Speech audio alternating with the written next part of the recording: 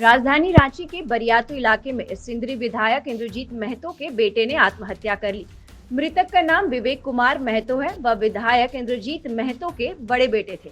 बताया जाता है कि मृतक बेटे का इलाज मेडिका अस्पताल में चल रहा था। इस मामले की जानकारी मिलने के बाद पुलिस घटनास्थल पर पहुंचकर जांच में जुटी हुई है। बेटे की आत्महत्या की खबर सुनते ही विधायक इंद्रजीत महतो की पत्नी की तबीयत अचानक से बिगड़ गई। मिली जानकारी के अनुसार मृतक बेटा इंजीनियरिंग की पढ़ाई कर जनरल कंपटीशन की तैयारी कर रहा था। वहीं इस सुसाइड की वजह यह बताया जा रहा है कि विधायक इंद्रजीत महतो का पुत्र विवेक कुमार महतो ने सल्फास की गोली खाकर सुसाइड किया। बीते रात वह अपने दोस्त से मिलने पॉलिटेक्निकल कॉलेज सिल्ली आया था। इसी दरमियान वह सल्फास की गोली खाकर सुसाइड करने का प्रयास किया। आनन फानन में उसे नजदीकी अस्पताल भेजा गया, जिसके बाद बेहतर इलाज के लिए उसे रांची की मेडिका में भर्ती कराया गया, जहां सुबह इलाज के दौरान उसकी मौत हो गई। वहीं बताया जा रहा है कि विवेक के पिता विधायक इंद्रजीत महतो बीते 2 सालों से गंभीर अवस्था में हैदराबाद में इलाजरत है। बीजेपी ग्रामीण जिला महामंत्री निताई रजवार ने बताया कि पिता की बीमारी के कारण वह डिप्रेशन में था, साथ ही साथ पढ़ाई को लेकर भी तनाव में रहता था।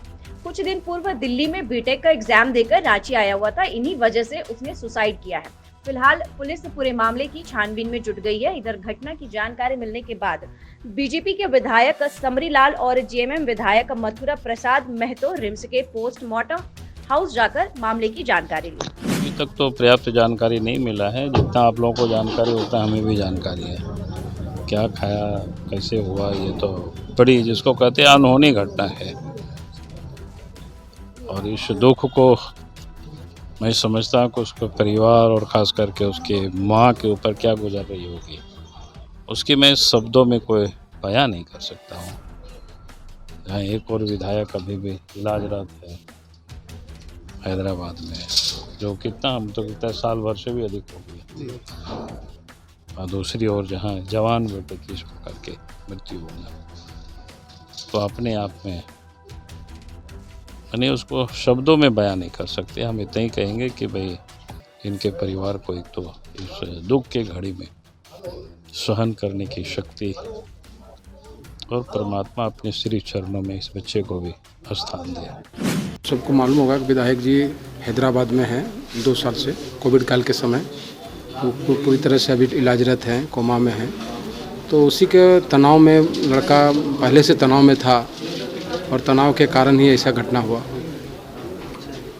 कल रात को हम लोग इलाज एडमिट किए मेडिका में। सुबह 6 बजे उनका देहांत हो गया।